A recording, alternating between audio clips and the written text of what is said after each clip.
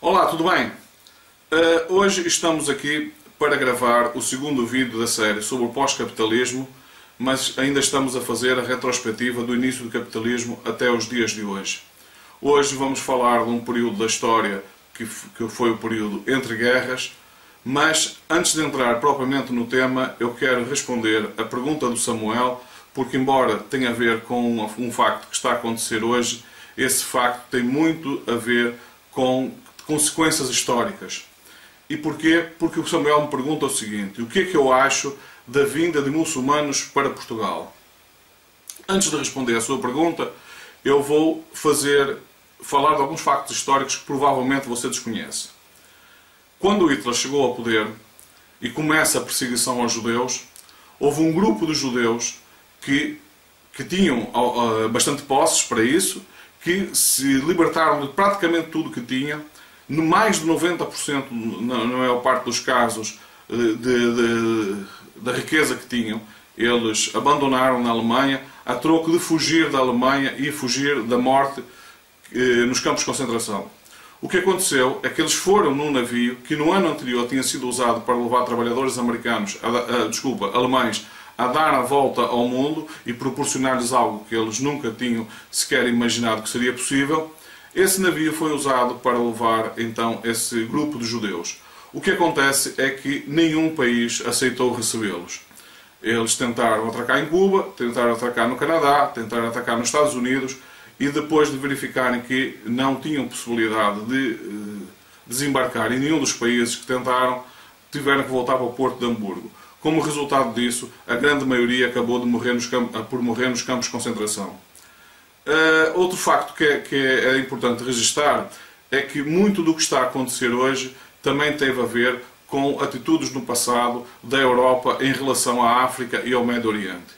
Acontece que durante a Primeira Guerra Mundial, uma das formas que os aliados tiveram de aumentar o seu poderio contra as forças do eixo foi convencer os árabes a lutar ao lado dos aliados contra o Império Otomano, representado pela Turquia, que dominava toda essa área, prometendo-lhes que quando a guerra acabasse, eles iam ter o seu Estado para poder viver. O que acontece é que, nessa altura, já tinha sido assinado um acordo entre franceses e ingleses, dividindo essas áreas, criando vários países que existem hoje e que não existiam nessa altura. Então, quando a guerra acabou, os árabes descobriram que tinham sido enganados e, na verdade, não tiveram o tal território e pura e simplesmente os europeus o que fizeram foi traçar no mapa uma série de linhas, criar de forma artificial uma série de países e dividir, sobretudo entre a França e a Inglaterra, esses países entre eles. E isso provocou, evidentemente, uma revolta muito grande dos árabes e, de certa forma, isso acaba por se refletir hoje em dia. Agora, isso quer dizer que eu sou a favor da vinda dos muçulmanos de qualquer maneira para Portugal? Não, eu sou a favor, sim, da vinda de muçulmanos, não só para Portugal, mas por outros países da Europa, mas eu entendo que isso deve ser feito com muito cuidado, deve ser feita uma filtragem muito cuidada e, sobretudo, uma vez instaladas essas pessoas, é preciso haver um controle muito grande dos passos que essas pessoas dão, para evitar que entrem junto com pessoas que realmente necessitam de ajuda, terroristas com ideias que não têm nada a ver com se socorrer das ajudas dos países europeus. Portanto, eu entendo que deve sim ser dado apoio aos refugiados desses países, até porque a história, se não fizermos isso, a história vai nos cobrar isso e as futuras gerações irão acontecer com as futuras gerações aquilo que acontece com as atuais gerações em relação a esses judeus a quem foi negado apoio.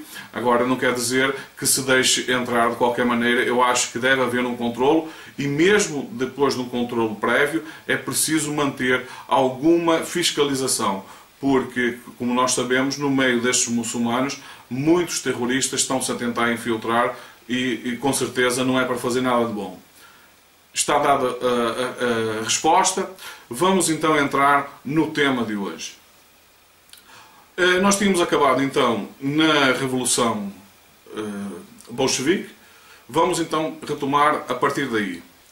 O que aconteceu com o fim da Primeira Guerra Mundial é que o mundo que vinha num processo de crescimento, esse processo, até, de certa forma, até se acelerou devido às questões de guerra, porque normalmente quando há uma situação de guerra e há muita destruição, a necessidade de recuperar também ajuda a dinamizar a economia. Daí muitos economistas dizerem que a melhor coisa, e de uma forma cínica até, que uma das melhores coisas de dinamizar a economia é um conflito armado.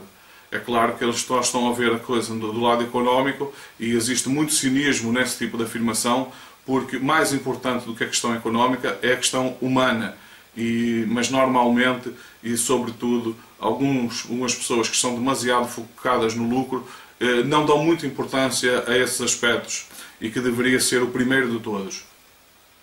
Então o que acontece é que o mundo então conhece um período de crescimento, só que em relação às bolsas, portanto, as bolsas de valores, ainda era um mercado extremamente fechado e limitado a uma elite, sobretudo dos bancos, a elite financeira e grandes empresários. O que acontecia com isso é que o custo das ações estavam mais ou menos controlados. Não havia grande variação no preço das ações, até porque a maioria das pessoas que entravam no mercado de ações para comprar ações não era com o objetivo de obter lucro com os papéis, comprar em baixo e vender na alta, como se costuma dizer, mas antes para beneficiar dos dividendos que as empresas pagavam. Daí a grande importância que era dado ao relatório, onde revelava se a empresa tinha tido um crescimento positivo ou negativo, e isso acabava por refletir no valor do papel. Ou seja, o valor do papel tinha uma ligação muito forte com o valor real das empresas. O que acontece é que isto, evidentemente, não gerava lucro de forma significativo na compra e venda de papéis. E o que acontece é que algumas pessoas começam-se a perceber que é possível ganhar-se muito dinheiro, não propriamente com a parte da produção, não propriamente com o crescimento económico real das empresas, mas apenas com a especulação e não só ganhar muito, mas muito rapidamente. Então, o que eles se lembram de fazer? Bom, vamos abrir então um mercado ao pequeno investidor. Para isso, evidentemente, a maioria das pessoas não tinham capital próprio para investir em ações, e aí o sistema financeiro é chamado a apoiar essas pessoas para entrar no sistema financeiro. Então as pessoas são convencidas a penhorar os seus bens e usar esse dinheiro para a compra de ações no mercado de ações. Isso provoca uma subida extremamente rápida das ações e, como é evidente, quando há um crescimento muito rápido, não é possível que nada cresça eternamente. Chega uma altura em que não é possível crescer mais e, quando isso acontece, a bolha acaba por estourar e o mundo entra sempre numa crise depois disso, porque há sempre a ressaca dessas bolhas financeiras. E agora aqui eu quero chamar a atenção pelo seguinte: se vocês acompanham pela internet muitas das pessoas que defendem o modelo liberal e têm alguma simpatia por isso, eu quero vos chamar a atenção pelo seguinte. Normalmente, quando as pessoas querem convencer as pessoas das qualidades dos seus ideais, elas tendem a olhar apenas os aspectos positivos e ignorar aspectos negativos. E às vezes pior, às vezes o que elas procuram fazer é reescrever a história de forma a dar a entender que aquilo que se passou no passado de negativo nada teve a ver com a ideologia delas, mas pelo contrário, com aquelas ideologias que elas atacam. Então, o que vocês vão encontrar é muitas pessoas a dizer que o crash de 1929 não teve nada a ver com o liberalismo e com o facto de não haver regulamentação do mercado, mas sim pela criação do Federal Reserve, do Fed e do abandono do padrão ouro.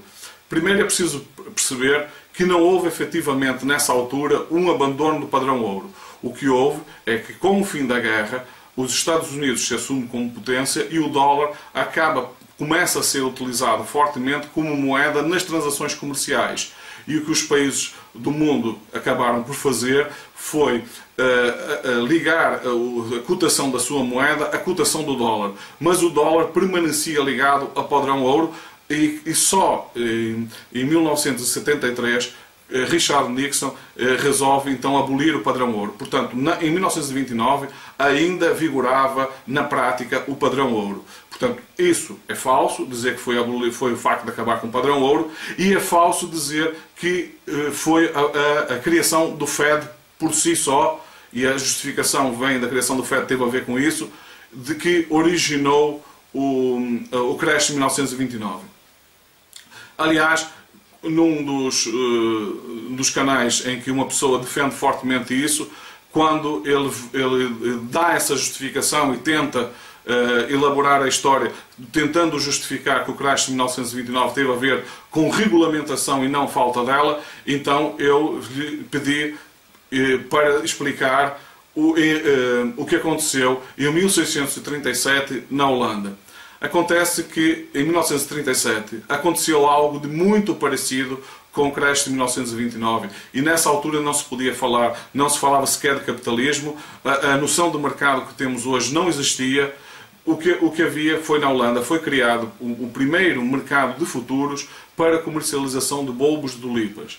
Acontece que as tulipas começaram a ter muita aceitação no mercado holandês, isso provocou um forte crescimento e então foi criado um mercado para transacionar os bulbos de tulipas e, numa fase inicial, as pessoas ligadas a esse mercado é que aderiram à compra e venda desses produtos.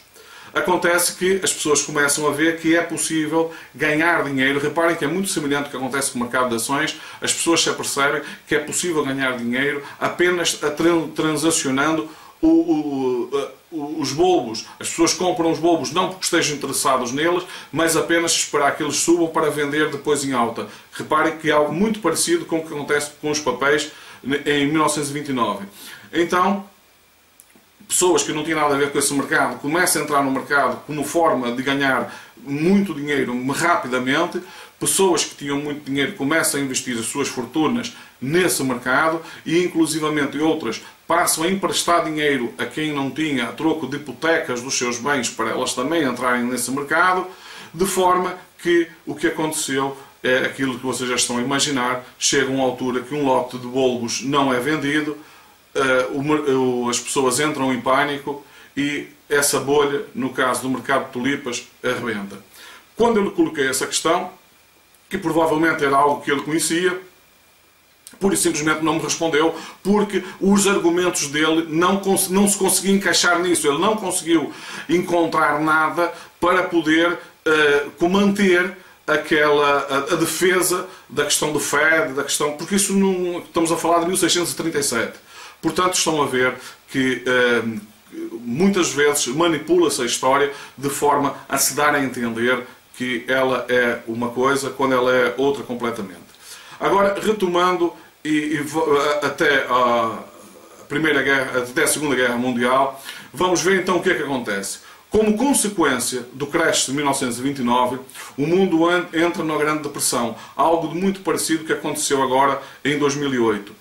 Nessa Grande Depressão, e tal como está a acontecer hoje, por isso que a história tende a repetir-se e aparentemente a classe política parece não ser capaz de aprender com os erros do passado, é que grandes ditaduras, portanto, as pessoas que defendiam sistemas totalitários e sobretudo da extrema-direita, começam a crescer de uma forma incrível. Basta dizer que em 1928 o partido nazi na Alemanha tinha tido cerca de 2,6% de votos e em 1933 já conseguia ser o maior partido da Alemanha e consegue já ter o domínio do hashtag, e levando Hitler um pouco mais tarde a assumir a chancelaria. Portanto, e isso aconteceu não só na Alemanha, isso aconteceu na Áustria, por exemplo. A Áustria caiu numa guerra civil, aconteceu uma ditadura também na Hungria e em vários outros países da Europa. Ou seja, um fenómeno muito semelhante ao que está a acontecer atualmente na Europa. E o que acontece durante todo esse período é que foi precisamente as ideias liberais que ganhavam força. Nessa altura, Keynes não era ainda visto com bons olhos. nessa altura do pós-guerra, começa-se a falar nesses dois modelos capitalistas, porque antes só havia, na prática só havia um, que era o modelo liberal, mas começa a haver então aqui dois modelos em discussão. Um modelo defendido por John Keynes e o modelo defendido por Frederick Hayek, e que eram dois modelos totalmente distintos. Enquanto um defendia o livre mercado e que o mercado se autorregulava, o outro defendia um modelo capitalista onde o Estado intervinha de forma a limitar os abusos dos mais poderosos em relação aos mais fracos e, portanto, criando algum tipo de apoio às classes trabalhadoras. Portanto, digamos assim, algo semelhante àquilo que se pode chamar o modelo socialista ou social-democrata de gestão, por exemplo, típico dos países do norte da Europa, como é o caso da Suécia e da Noruega. Portanto, havia esses dois modelos, mas nessa altura o modelo que predomina é o modelo defendido por Frederick Hayek. Os Estados Unidos, muitas pessoas desconhecem isso, os Estados Unidos só não caem, no caso, na extrema esquerda, porque nesse período é preciso se lembrar que o Partido Comunista Americano era extremamente forte e o poder sindical era muito forte. Só que Roosevelt foi alertado que, caso não fizesse nada, havia um risco real dos Estados Unidos cair na mão da extrema esquerda, no caso dos Estados Unidos, na extrema esquerda. Então, Roosevelt o que é que faz? Ele vai falar, reúne os maiores capitalistas americanos e diz: meus amigos, nós temos uma de duas soluções. Ou não fazer nada e vocês perderem tudo aquilo que têm, ou então vocês abdicarem uma parte daquilo que têm para investirmos em infraestruturas e dinamizarmos a economia para proporcionarmos a essas pessoas que estão cada vez mais preocupadas e em algum momento elas vão reagir, para evitar essa reação.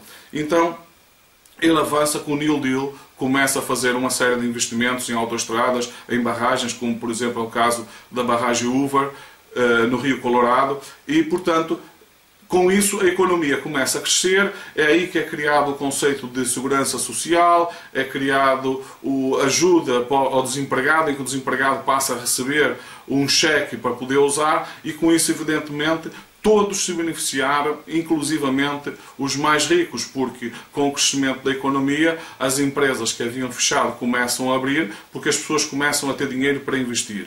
Entretanto, acontece a Segunda Guerra Mundial, essas empresas passam a mudar a sua atividade mais virada para a economia de guerra, mas a partir daí será o assunto para o próximo vídeo.